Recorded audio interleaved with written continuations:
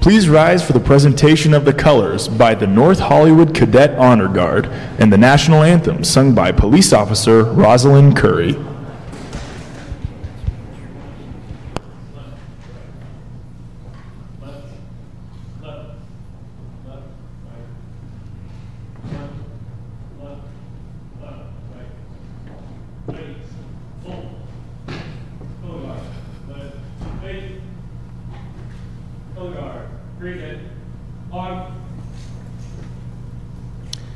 Oh, say, can you see by the dawn's early light what so proudly we hailed at the twilight's last gleaming, whose broad stripes and bright stars through the perilous fight o'er the ramparts we watched were so gallantly streaming, and the rockets' red glare, their bombs bursting in air, gave proof through the night that our flag was still there. Oh, say, does that star-spangled banner yet wave o'er the land of the free and the home of the brave?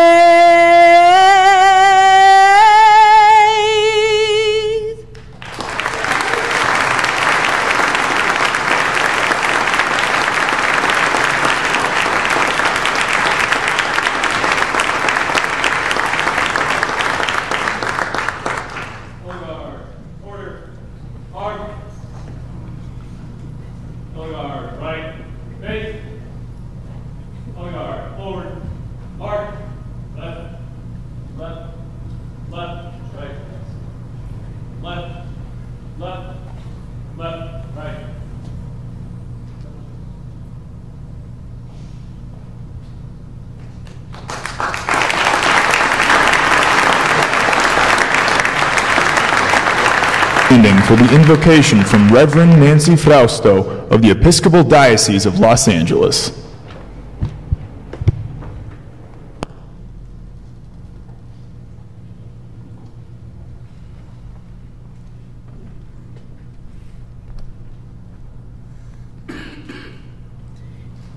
In the name of the loving, liberating, life-giving God, we gather this morning to celebrate the many accomplishments of the last year, and to ask your blessing, O loving God, on the future plans for the City of Angels. As we move forward, we ask that you bless our mayor and all our elected officials with wisdom, patience, and courage to stand for what is right. May they always remember the faces of all the Angelinos they have been called to serve. God of peace, fill us with the knowledge that even in times of discord and unrest, you are with us.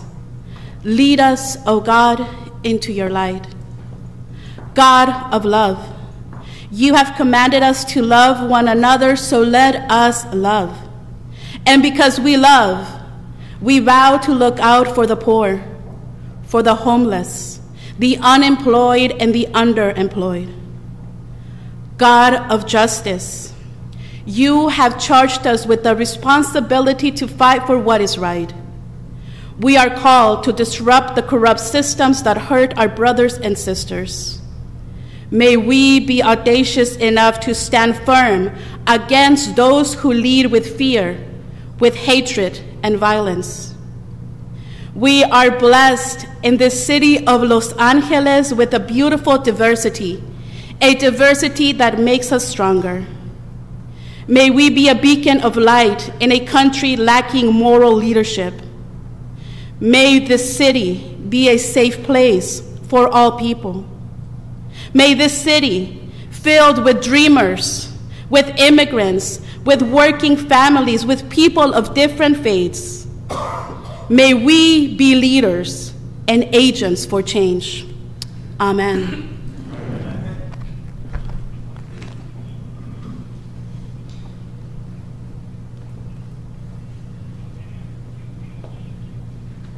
Ladies and gentlemen, please welcome the 42nd Mayor of Los Angeles, Eric Garcetti.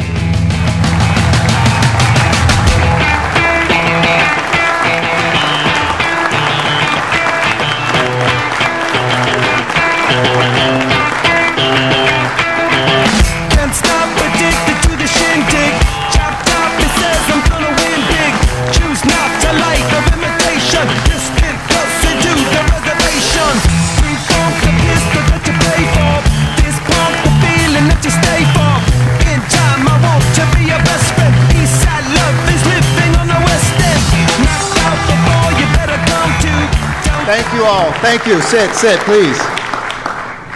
Thank you all. Good morning, everyone. Every year, I think about the best place that we can gather for this occasion, a place that speaks to our city's present, to its past, and to its future. And so for my 5th State of the City address, I wanted to return right here, to these chambers, where, as Robert Kennedy once described, Angelenos engage in the hard, messy work of democracy, where visitors from around the world come to learn about our city's incredible history, and where leaders chart a course to improve Angelenos' lives today and to build the Los Angeles of tomorrow. I'm so honored to be before you again today, to be in front of 4 million Angelenos who give this city life. Our neighborhood council, business and labor leaders, commissioners and council members, visiting mayors, school board members, Council President Herb Wesson and the entire City Council, City Attorney Feuer and Controller Galperin, and of course, my family, my mother and father, sister, cousin, uncle, who are here with us today. Thank you, Mark. Appreciate it. And the 2 women in my life who are not here today, one stuck on a tarmac, your First Lady, Amy Elaine Wakeland, and one stuck at school, our beloved Maya. Thank you all for being here. You know, about 2 weeks ago, I looked at the calendar and realized that I had arrived at the midpoint of my time as your mayor, a milestone that lends special symmetry to this moment, bringing a new opportunity to reflect on where we are now, and to look forward to the future we are building together. That's why we are gathered here today, to dream about all that we can do, and to plan for all that I know we will do, to build an even better Los Angeles. And if this year has taught us anything, it is to continue to think big, to go after what seems unreachable. It has reminded us that power doesn't exist someplace else. It's right here, in our hands, in the neighborhoods where we live and work, where we pray and dream. It's a good thing that power is here in Los Angeles, because we are living in an exceptional city that is thriving, strong, stable, and decent. We can't say that right now about Washington, D.C., where leaders clap their hands when immigrants are pushed into the shadows, where corporations' needs are placed above those of a single mother, where our coastline is offered up to the highest bidder with an oil drill. You see, something different lives here in Los Angeles. Here in this city, we stand shoulder to shoulder with a homeless family. Here in this city, community college is tuition-free for every young person who graduates from our public schools. In this city, we raise the minimum wage because we still believe that an honest day's work deserves an honest day's pay.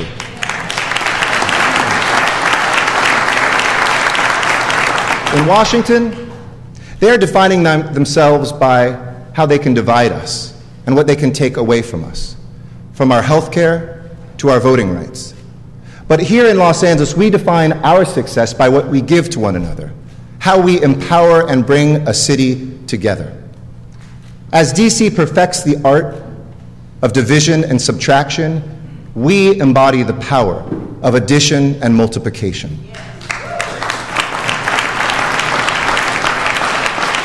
Think about it for a moment, what we're doing here in Los Angeles. Since I took office, employment has soared to new heights, with jobs building new and expanded rail like the Expo line, raising up buildings like the Wilshire Grand, and breaking ground on new landmarks like the Lucas Museum. And since I came before you last year, I am proud to report that Los Angeles won the gold. And we are bringing the Olympic and Paralympic Games back home here in 2028.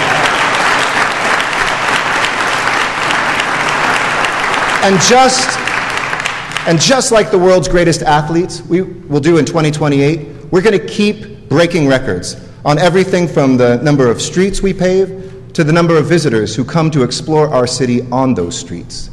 In fact, since 2013, we have paved 11,000 miles of road.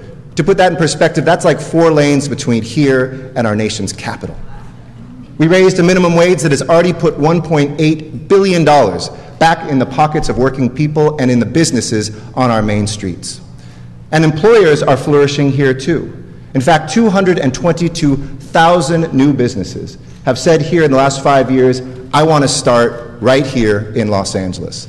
Everything from e-commerce firms to brick-and-mortar businesses that are now hanging open for business signs where it once said for rent. We pushed for these things. A city hall that wouldn't kill jobs, but that would create jobs. Because they were the right thing to do, and because they work, and also because they put people back to work. My pledge to get back to basics is not an end goal. It is a never-ending pursuit. And after 5 years of holding ourselves accountable, of opening up and sharing our data with the public, of using evidence to guide how we target and deliver services, LA was the only city in the nation to win this year's first Gold Award from Bloomberg Philanthropies for the best run city in America.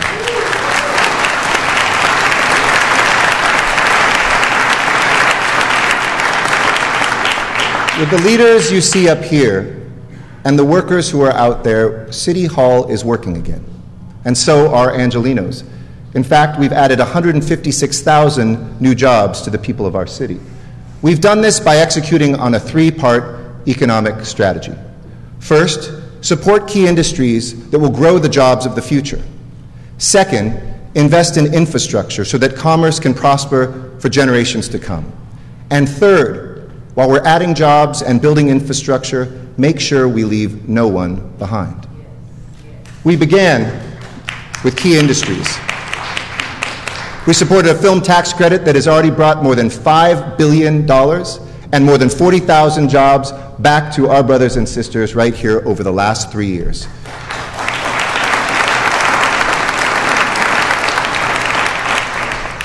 We then brought 4 counties together so that we could compete for and win a designation to energize local aerospace manufacturing. To date, $1.3 billion of government and private money has helped us retool our assembly lines and retrain our workforce. From Silicon Beach to South LA, from the West Valley to the East Side, we are investing in tomorrow's technologies today. Companies like Netflix, Apple, and Spotify, they're setting up shop here and growing their presence. Last month, in fact, we attracted over 14,000 diverse, well-educated Angelenos for our 2nd annual Tech Jobs Fair, one of the largest in the country. And we passed Measure M, the nation's largest ever local infrastructure package. Thank you, LA County voters, because with your help, we will generate $120 billion, build and expand 15 rapid transit lines, fix our freeways, and create 777,000 middle-class careers over the next 4 decades. Our Clean Tech Incubator, alongside new investments in renewable energy, helped make Los Angeles the #1 solar city in America. Part of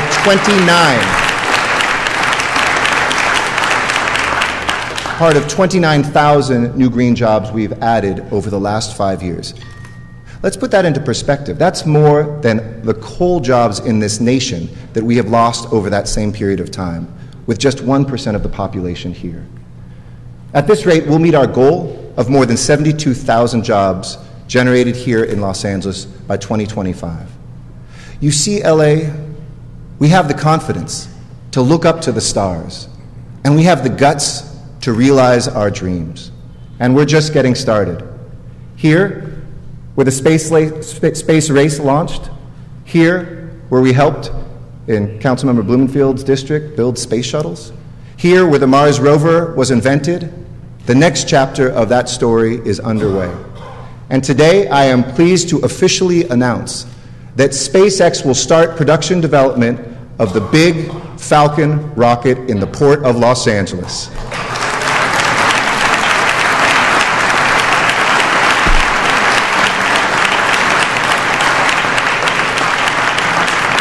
This is a vehicle that holds the promise of taking humanity even deeper into the cosmos than ever before.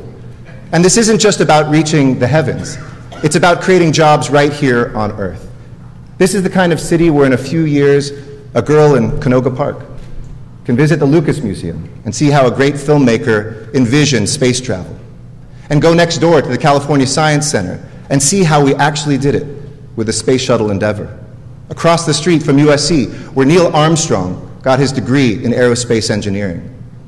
That girl could be the first human being to set foot on Mars. And she'd join a long line of Angelinos who don't just mark history, we make history. And now look, if Angelinos can put people on Mars, you'd think we can get people home on time. Traffic is a thief. It steals precious time we could spend with our loved ones. Billions of dollars that could go into our economy and higher wages. Which brings me to the second part of our economic strategy, which has been to reimagine our city's infrastructure. This is LA's infrastructure moment. I've always tried to govern by looking far beyond the time that I've been gifted to be your mayor. Because setting progress in motion is much more important than being there for every ribbon cutting. And we need in this country and in this city leadership that isn't caught up in the moment, but that can see the future. That's why we're rebuilding our port and our airport, investing in the LA River, and why we led the most ambitious local transportation measure in American history ×2. And after Measure M passed, we didn't rest. We hit the accelerator with 28 by 28 metro projects that are in the fast lane to be done before the Olympics and Paralympics arrive. And as chair of Metro, I'm proud to announce, and thank you, Supervisor, for your great work on this, that the Crenshaw LAX line will open by the end of next year.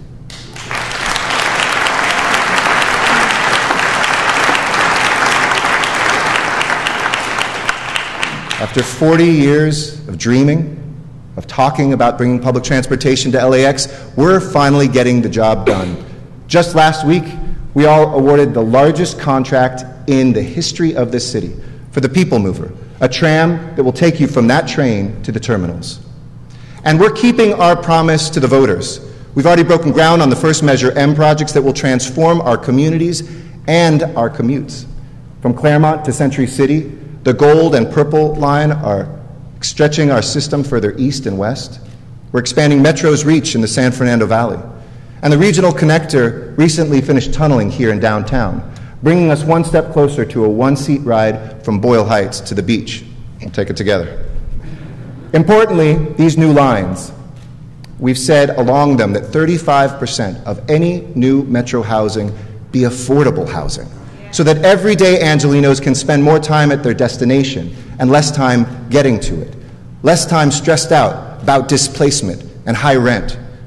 And while we're investing in those key industries to secure future jobs, while we're rebuilding our future infrastructure, we're also working to confront inequality head-on, which brings me to my third pillar, ensuring that economic opportunity is available for everyone.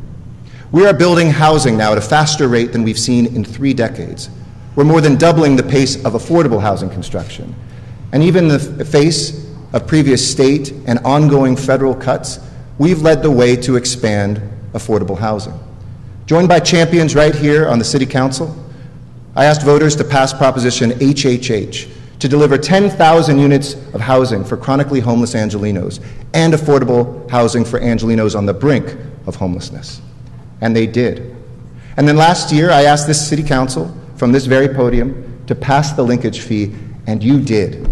Together, these two efforts were more than double the production of affordable housing and preservation of affordable housing, and create more than 1,000 jobs for Angelenos every year. Thank you, Los Angeles City Council.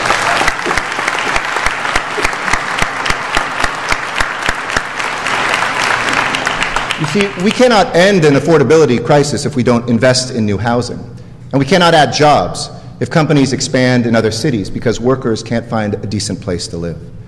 We cannot move forward as a city if people are locked out of opportunity. And that's why I launched new programs as your mayor to connect veterans, foster youth, formerly incarcerated and homeless Angelenos with careers, to make sure that everybody can come along on this wonderful journey. That's why 4 years ago, I set the goal of connecting 10,000 my fellow veterans with jobs in our city. And I'm proud to announce today that we have connected 10,800 veterans with employment right here in LA.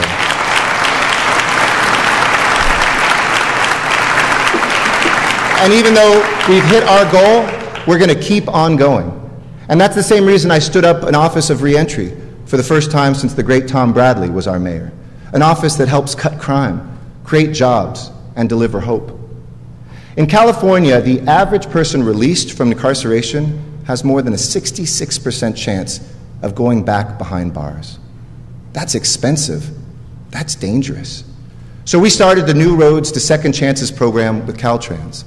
It's connected 350 women and men with jobs improving our freeways. And our recidivism rate, 1.4%.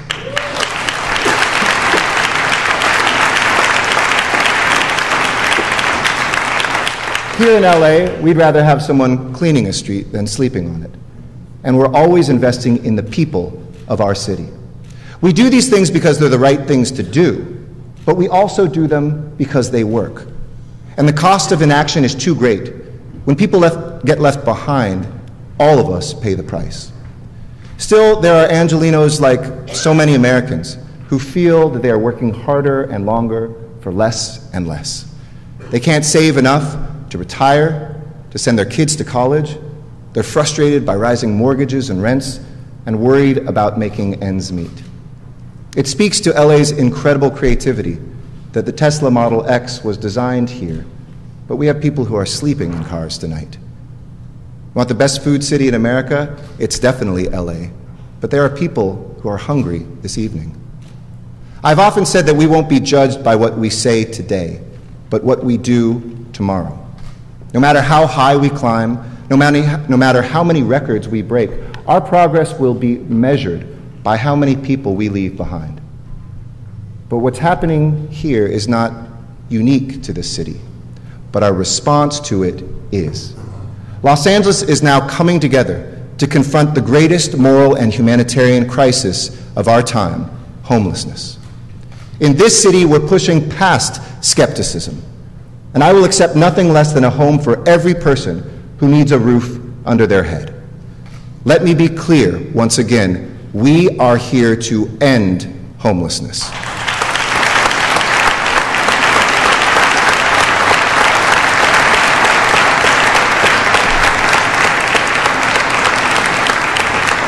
Accepting things the way they are is unacceptable, and we've already come a long way. 4 years ago, city and county weren't working well together. Today, we are working hand in hand. 4 years ago, communities might have resisted building supportive housing in their neighborhoods. Today, every single member of this council has pledged to put a minimum of 222 units in neighborhoods across Los Angeles over the next 2 years.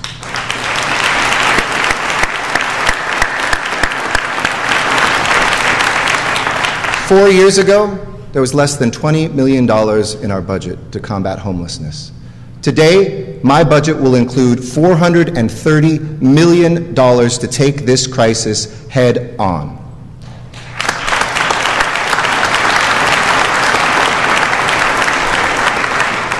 4 years ago, we had no long-term funding, but today the voters of Los Angeles have radically reshaped our future and given us a mandate to end homelessness over the next decade.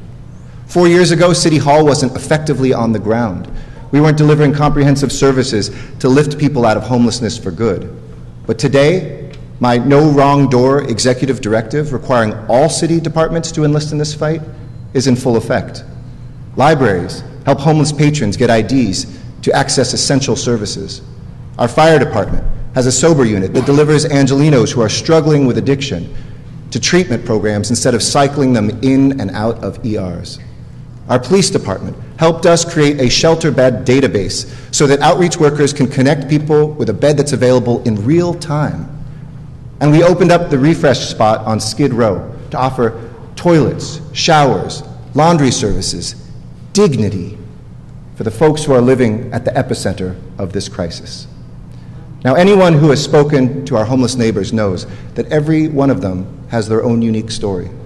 No two people living in Skid Row and the Sepulveda Basin ended up there for the same reasons. But there is a common thread among all Angelenos who are unsheltered, and that is the need to find a safe place to sleep while we help them find a stable home and a better future. Ending homelessness happens one interaction at a time. We need supportive housing, but the journey home starts with a human being extending his or her hand to an Angeleno in desperate need. In 2015, in the city of LA, we only had 9 LAHSA outreach workers for tens of thousands of homeless people. Now the voters have given us a green light, and we're staffing up.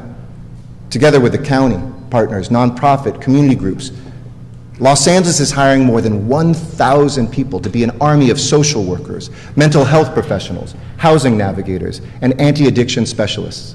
Men and women who will be the hearts and the brain and the muscle of our effort to move people out from a tent and under a roof. Too often, outreach workers promise a shelter bed to someone, but they can't match it to that neighborhood where that person is living.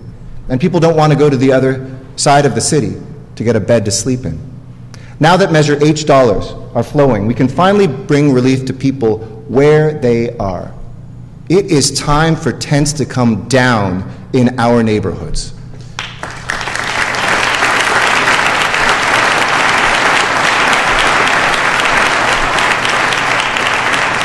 We need to stand up emergency shelters fast, and we need to do it now.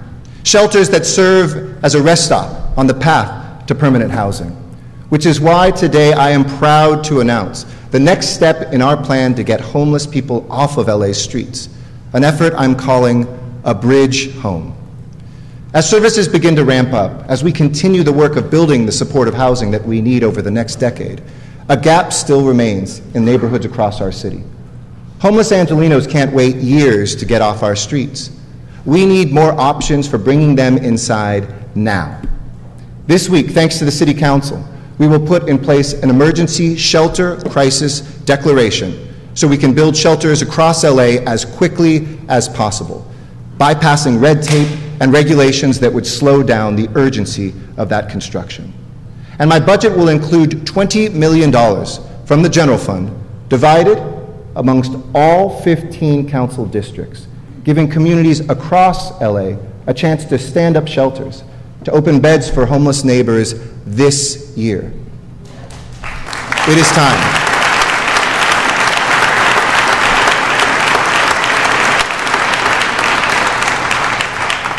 Thousands of Angelenos have become homeless simply because they lost a job, faced a divorce, a health crisis, or missed out on a couple of rent payments, and suddenly they found themselves living out of a car. They don't always need long-term services, so some folks will stay in these shelters a few weeks, where we can connect them to a job or a rapid rehousing voucher. Once they've gotten back on their feet, we'll turn that bed over to someone else, 2, 3, sometimes 4 times a year. Others will need to stay as much as 6 months before they're ready to move somewhere permanent, but everybody will get the help that they need. And the county, thanks to our Board of Supervisors, is standing by to supply those shelters with the services that voters approved: health care, addiction treatment, and referrals to permanent places to live. When the new budget dollars come online, I will sign an executive directive to move all emergency shelter applications to the top of our planning and building and safety stack. No exceptions. Bureaucracy will not slow us down.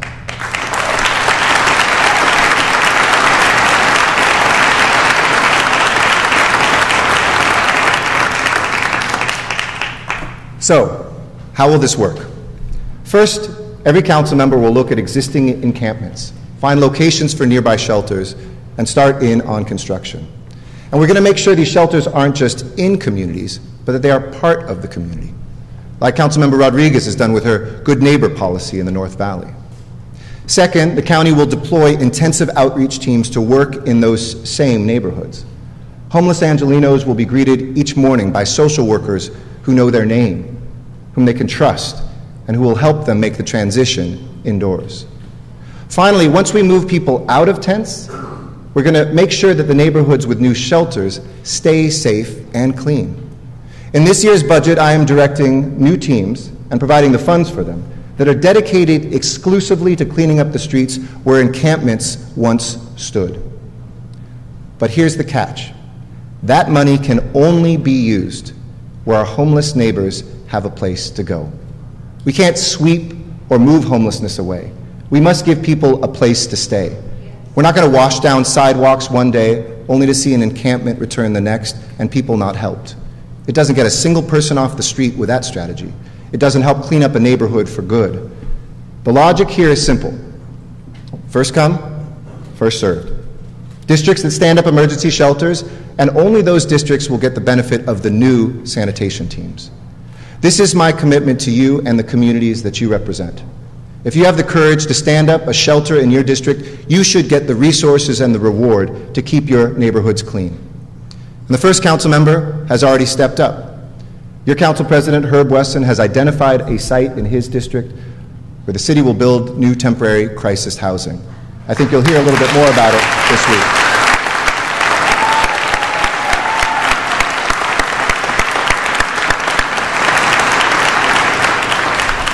Council President, thank you for leading the way. You can't see the little badge you got up there.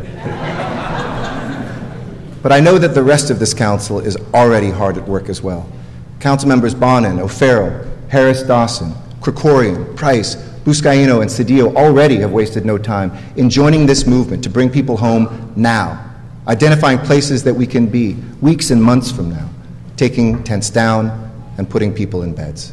This is the right thing to do for our neighborhoods. It's the right thing to do for our homeless brothers and sisters.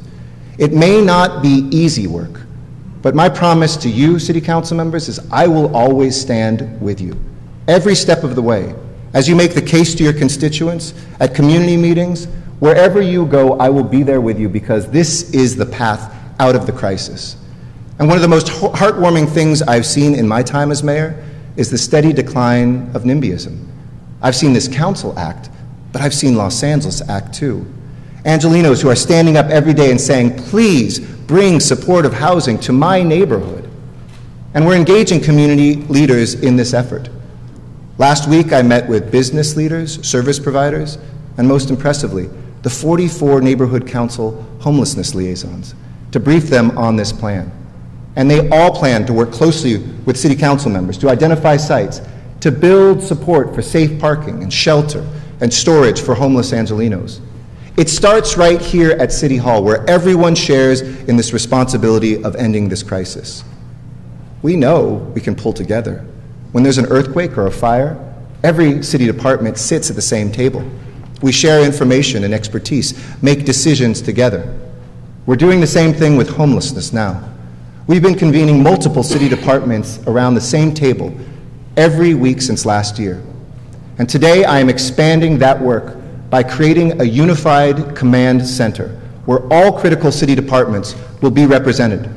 So an Angeleno, thank you.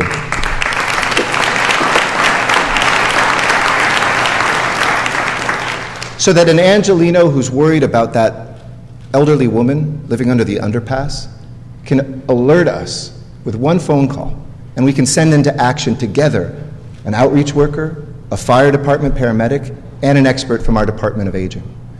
We have learned so much over the last 4 years. We've learned from our efforts to mobilize community leaders, And we've learned from our work to stand up the city's newest shelter, which will open up in El Pueblo, the birthplace of our city, this summer. And Councilmember Huizar, thank you for your steadfast commitment to that project.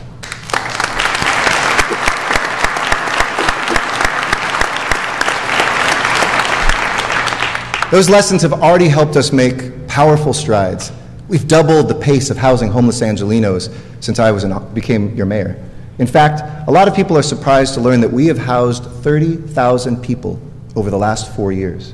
That's more than 30,000 mothers, seniors, veterans, emancipated foster youth, who today still might be on the streets were it not for our efforts. This work matters. And we're moving even faster thanks to the voters who passed those 2 life-changing measures. I think we all get asked all the time, where are those dollars? Well, Measure H dollars just started flowing in October. We've already broken ground on new Triple H-funded homes, and I want to thank Councilmember O'Farrell, who has the first HHH project in the city in his district.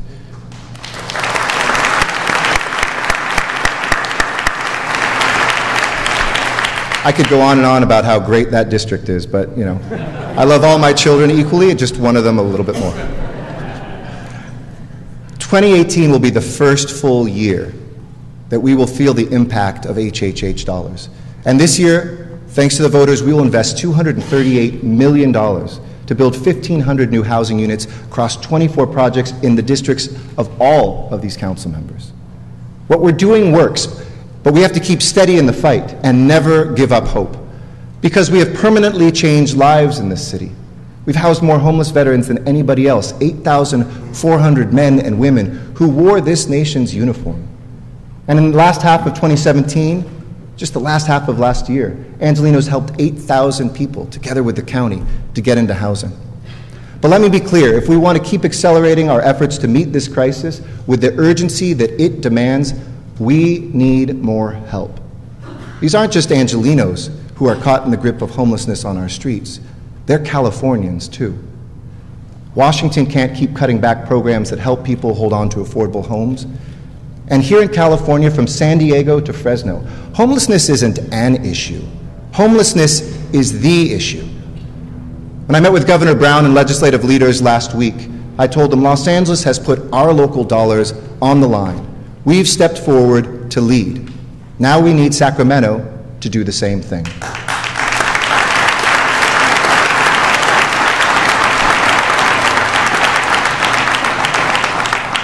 Californians are amazing, and they've generated a $6 billion budget surplus that's in the state's back pocket. But those are our tax dollars. It's the bounty of our hard work, and it needs to come back to the communities where it was generated.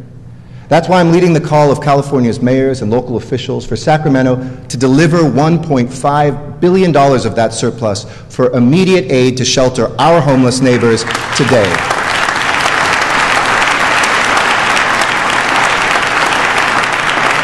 That legislation, AB 3171, would help the cities of LA County get nearly $646 million this year.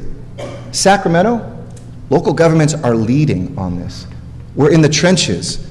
We know it works. So help us handle this for our state. And if Sacramento comes through, we will match each one of those dollars and have a clear path for housing for every unhoused Angelenos. And thanks to this council's outstanding work last week to pass the permanent supportive housing and motel conversion ordinances, that money doesn't have to wait. We will put it to work right now.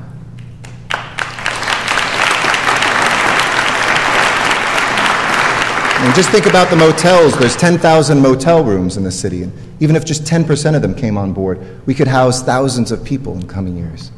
In Los Angeles, we are seizing this moment, fighting to make sure that our children don't have to ask us anymore, why is that woman sleeping on a bench, Daddy? Doesn't she have someone to take care of her? The answer is yes. We are going to take care of her. The city of Los Angeles is going to take care of her and bring her home. I love this city. This is a city where everyone belongs. Immigrants and dreamers. There are teachers and our nurses and our engineers, the men and women who work in our hospitals. Immigrants are first responders and entrepreneurs, opening up 64% of the new businesses in LA on our main streets. Immigrants make our city stronger. And when they know that police officers are there to protect them, not to ask them where they're from, we are all safer. That's why the city launched the LA Justice Fund, which is, together with our county and our philanthropic partners, connecting immigrants who face the threat of deportation and families being split apart with legal services. It's why I strengthened Special Order 40 with Chief Charlie Beck this year. And let me take a moment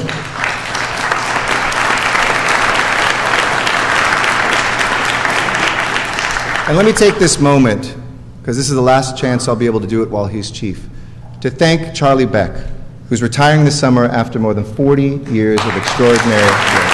Stand up, Charlie.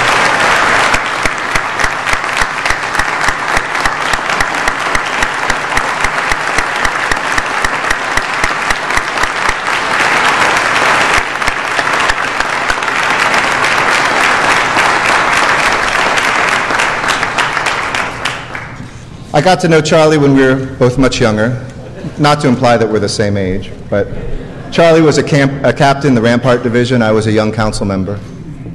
And I saw his work there. Now as mayor and as my police chief, I've seen him build a department that is now a North Star for law enforcement around the world. I'm so proud of his work, of your work, Charlie, and of the work of the men and women of this department who have built deeper trust between officers and the communities that they serve, and have turned the tide on rising crime.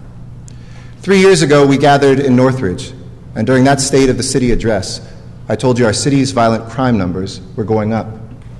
I also said that I would own that news, take responsibility for it, and together we would work to change that story. I said we'd double Metropolitan Division officers, bring additional officers to neighborhoods experiencing crime spikes, that we'd expand our domestic abuse response teams citywide so civilians could roll out with officers to help break the cycle of violence for survivors. I'm grateful to Councilmember Martinez for her work on this issue. And I said we would focus on getting guns and shooters off of our streets, invest millions of new dollars in expanding our gang reduction and youth development program to allow more neighborhoods to benefit from prevention and intervention services that save lives and that transform lives as well. Together we did that work. Our approach was bold, proactive, and responsive. Just this past year, we took it further, standing up the Community Safety Partnership in South LA, in a neighborhood where residents had been living with violence for too long. CSP puts officers on a 5-year assignment in a single place, so they can get to know the names of the people they serve and vice versa. They can build trust with the community and work with residents to make LA safer. Working with Councilmember Harris Dawson, we brought the CSP to Harvard Park, a neighborhood that the LA Times described not too long ago as one of the deadliest neighborhoods in the city. And since we started that program, there has not been a single homicide in the neighborhood since.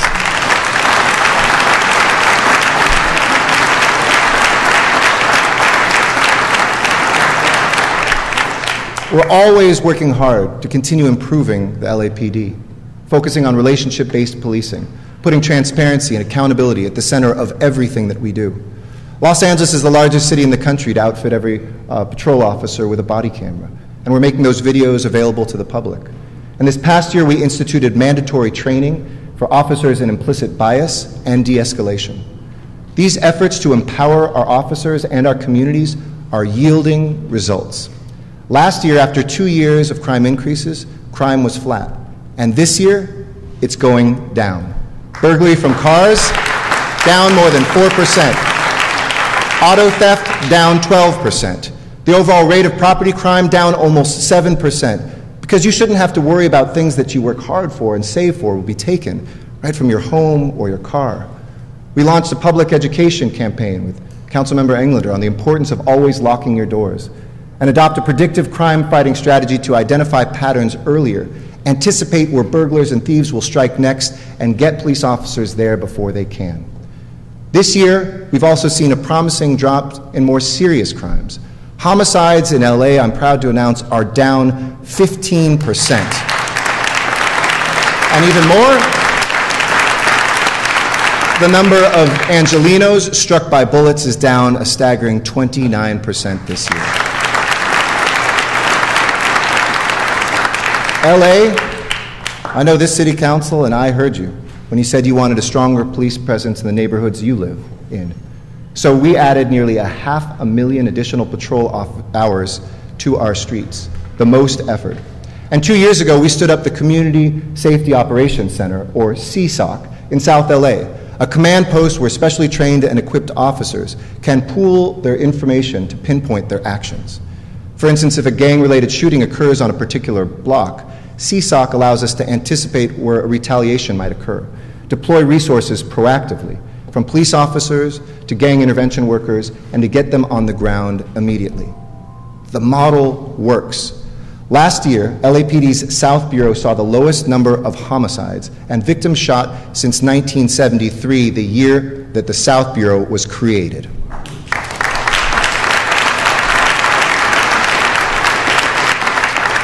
And we're going to continue that momentum citywide.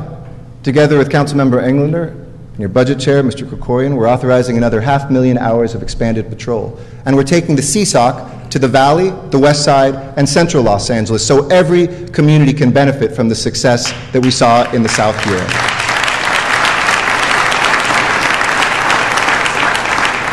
And one other thing we're going to continue doing, we're going to continue to go after guns. You know, the conversation on gun violence seems to have stalled out in Washington, where our national leaders are acting like teenagers or toddlers.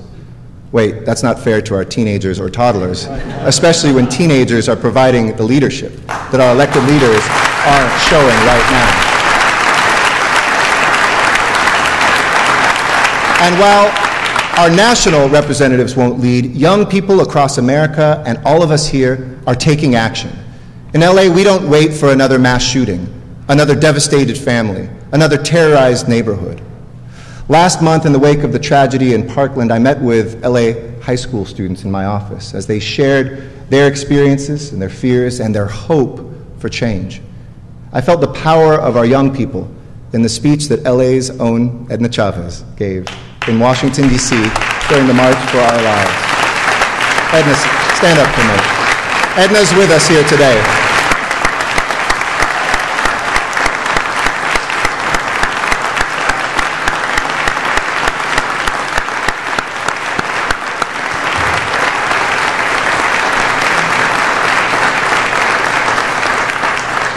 Edna represents who we are, our heart. She described the trauma of losing her brother Ricardo to a bullet when he was just 14 years old, right in front of their family's home.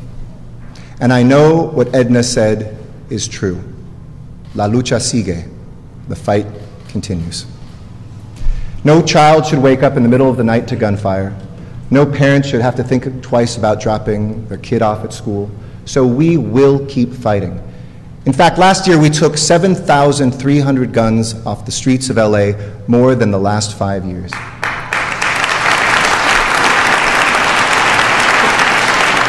We stood up one of the very first crime gun intelligence centers in this nation to match guns to crimes and crimes with criminals. And here in LA, since I've been your mayor, we've passed common sense legislation together to ban the possession of high-capacity magazines, to require gun owners to lock their weapons up. And City Attorney Fuhrer is already taking action on that legislation. Thank you. In Los Angeles, we do what Washington can't seem to get done. We take guns away from dangerous people who have no business having them. This year, I directed LAPD to start 2018 by clearing the list of prohibited gun owners. In just the last few weeks, our officers seized 78 firearms from people who are no longer allowed to have them. Felons, people with a history of domestic violence or severe mental health issues. And I am pleased to announce that last Wednesday, our officers brought that list of prohibited gun owners in the city of Los Angeles down to 0. Thank you, Chief Beck. Thank you, Jackie Lacey, as well, for your great work. Chief Beck, District Attorney Lacey know that when our streets are free of crime, we are reminded who those streets belong to, all of us. And when Angelinos feel safe, they chat with their neighbors on the front lawn. They go for a walk, or a jog, or a bike ride. Our streets not only become safer and friendlier, they become healthier too. Today in LA County, we have a crisis.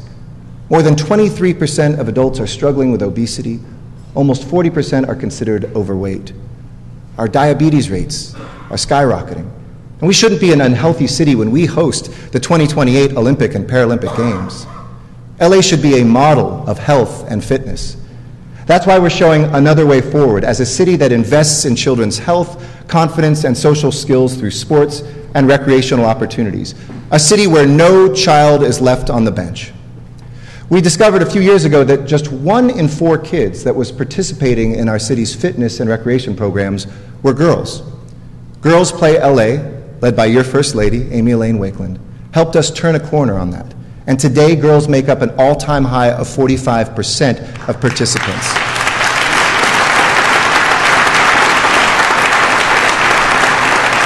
And we did that without taking a single spot away from a boy.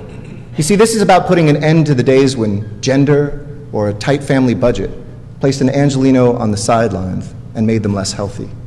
We believe that a zip code shouldn't determine a child's health, and we're changing that in LA with the help of some incredible partners, like the LA Chargers, who just last week pledged to fund sports in our Summer Nightlights program, from uniforms to referees. Just a few weeks ago, we partnered with the Annenberg and the LA Clippers Foundation, who are refurbishing every basketball court, indoor and outdoor, including the gymnasiums, across the city in every neighborhood.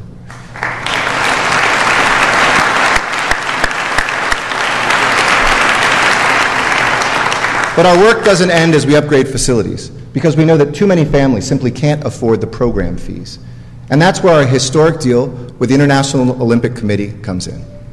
It's the first time in Olympic history that a host city is receiving money for youth sports before the Games even arrive. $160 million, to be exact. And that money will help us expand access to low-cost sports programming across Los Angeles. And this summer, we're diving right in so that more children throughout our city can learn to swim. In this country, 64% of African American and 45% of Latino children don't know how to swim. A skill that not only increases their fitness, but keeps them safe, because drowning is the second leading cause of accidental death for children under 14. This summer, we are going to double enrollment in our swimming programs in LA. That means tens of thousands of children across LA will head back to school in the fall knowing how to swim. And it's just the first of many initiatives we'll roll out ahead of the Olympic Games to make LA the healthiest city in America, and to show the world what a city that is strong, fit, and inclusive looks like in 2028. We've seen some incredible leadership from young people this year, mentioned Edna, but it's why I've selected 2 remarkable young athletes to be the face of our movement. As our youth sports ambassadors, they represent our very best, and they embody our goals, inspiring everyone to reach for their dreams on and off the field. Our first ambassador is Emma Limor. Stand up, Emma. Turn around so they can see you. Emma is a 15-year-old Angelino, and she will be the first to tell you that growing up wasn't always easy. Cerebral palsy meant that while other kids had play dates or spent time with family, Emma was in and out of the doctor's office and physical therapy sessions. But that hasn't stopped her from doing amazing things. Everyone who knows Emma will tell you she's a star athlete and a star student. She graduated top of her class in middle school. Now in high school, you're likely to find her in the swimming pool, making waves, out on the track, staying a step ahead of the competition, or out in her community working as a PATH volunteer, helping homeless Angelinos. We live in a city of angels, and Emma, you remind us of what that means. And don't go anywhere. And she's joined by, I don't know if you'll have to stand on a chair for everybody to see you, but Maxwell Bunchy Young, 11-year-old.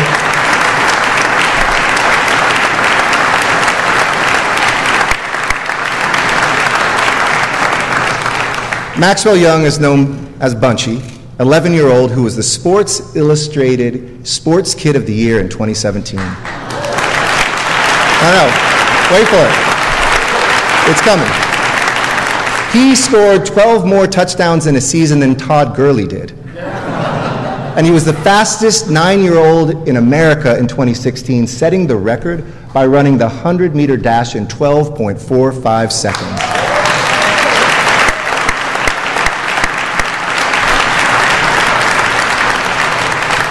A couple of months ago, Maxwell visited me at City Hall and told me that he dreams of winning an Olympic gold right here in his backyard in 2028.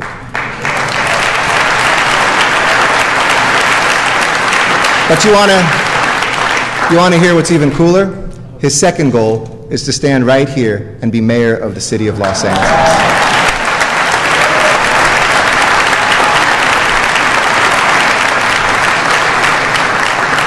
Sports Ambassador Young today, Mayor Young tomorrow. Sounds about right if Emma doesn't beat you to it. Thank you both so much. You see, here in LA, you guys can sit down, you're good. We don't just believe in making young people more physically fit. We're also focused on their minds, helping them stay in school, to graduate, and to go on to college. Last year, 222,000 young Angelenos got their first library card through our Student Success Program. Thank you, Superintendent and board members, for making that real. Because I know what a big impact that little card can have on a child's life. My mom used to sometimes drop me off or come with me to the Sherman Oaks Branch Library, and I'd spend afternoons there as new worlds that fed my imagination and fueled my curiosity were opened through the books that were in that library.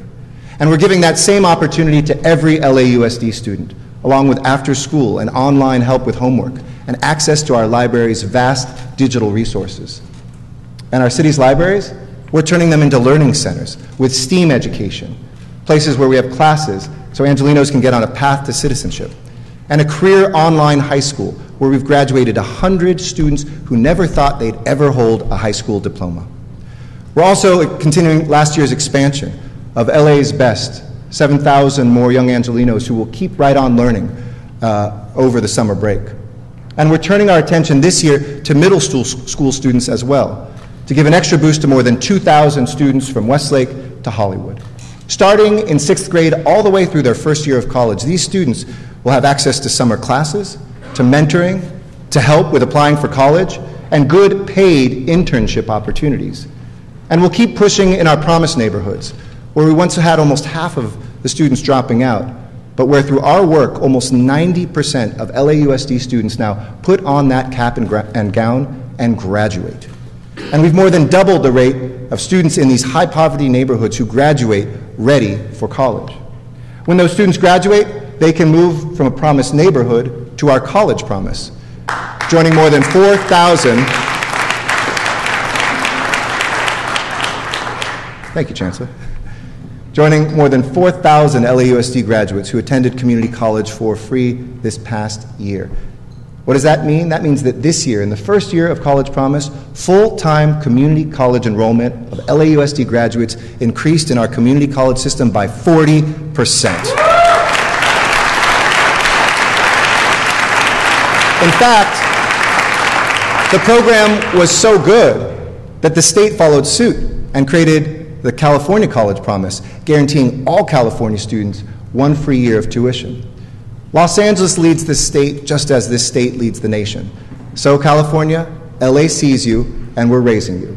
And today I'm proud to announce that we will send our current College Promise class back to campus in the fall with a second free year of tuition.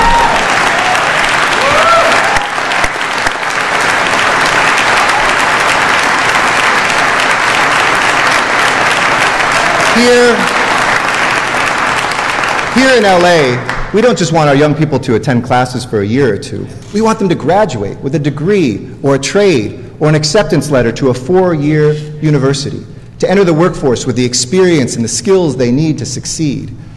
This past year, my Higher LA's youth program connected almost 17,000 young Angelenos to paid summer jobs. When I started, that was only 5,000. And we're pushing hard to make sure that every young person can get her foot in the door, especially in our city's signature industries. This year, I joined leaders in the entertainment industry to launch the Evolve Entertainment Fund, to to create opportunities for young women and people of color. And to start, we are placing this summer 250 Angelenos in paid internships in Hollywood. These aren't your typical summer gigs, just making copies or getting coffee. Evolve interns get industry mentors. They'll spend time at the new Netflix office, learn how to light sets on a soundstage with a union member, and practice their elevator pitch.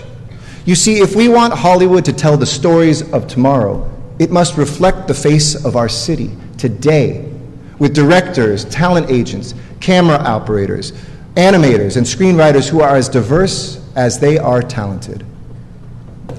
A well-run city, a prosperous city, a safe city, a city of opportunity. That's who we are. The challenges before us never dampen our optimism because we are a city that works. And I want to say to anyone who wants to understand who Americans are, don't look to DC, come to LA.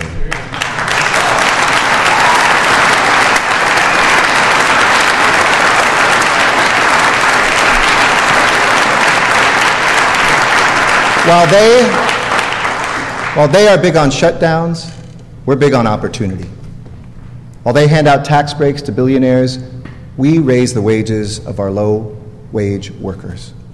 They're talking about raising tariffs on our allies around the world while we're setting records out of LAX and our port with $400 billion of trade last year. They pull out of the Paris Climate Agreement, we adopt those goals and cut greenhouse gas emissions by 11% in a single year, the equivalent of taking 737,000 cars off the road. And while they put people down, here in LA, we lift people up. That's what Michael Adams did, together with his fellow sanitation worker, Kurt Boyer, Councilmember Rue's district, when they pulled 13-year-old Jesse Hernandez out of a sewer pipe, an Easter miracle that ended a desperate 12-hour search in Griffith Park. We put everything on the line when our fellow Angelenos need us, as Officer Joy Park did, when she was, just after Christmas, ambushed and shot during an investigation. We work to protect the people of this city, as firefighter Daniel Smithers showed. I saw him with Councilmember Cadet during the Skirball fire, and he described the second-degree burns he got at the beginning of that fire, but he spent another 30 hours pushing through that pain to protect our lives and our homes. That's the Angeleno spirit. Can I ask you all three to stand up, please?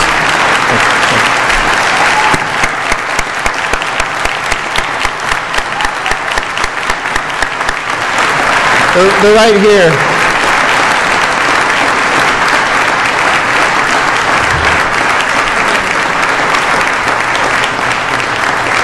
Thank you all. And 10 years from now, when an Angeleno hoists the Olympic torch and runs it into the Coliseum to light a flame that will burn 100 feet over this city, the world will see and will feel that same spirit. They will know our American city, a city that will have made a decade of historic investments, that will have created extraordinary new opportunities, that will have fought and won battles to protect our people and reclaim our values, and will have joined hands to accelerate the kind of transformation that only happens once in a generation. Here in LA, we see that day ahead because of the power that we hold in our hands now, the power to imagine and to create a place that our children, all of our children, deserve to inherit tomorrow. This is an era of growth and of change in LA, and I'm confident that when our story is told, it will be remembered that we were the ones who looked to the heavens, yes, but we also looked straight in front of us, to our streets, to empower the people who needed us most today. We were the ones who invested our energy and our resources in a future that some of us may never see, but that our grandchildren will cherish. A city that doesn't let a single person suffer on our streets. A city where every one of our basic services is delivered to all Angelenos in a way that is just and fair. A city that stands behind you. A city that stands beside you. A city that opens the doors of opportunity when you graduate, or when you start a career, or when you settle into a home to raise your family. Los Angeles, we are on our way to an even brighter future, and together we are going to get there. And when we do, we will know that we were the ones who raced out of the starting block, who went faster and farther, who broke the finish line tape even when it seemed beyond our grasp. That's who we are in Los Angeles. It's who we always will be. Angelenos are strong, and so is the state of our city. Thank you all, and God bless you.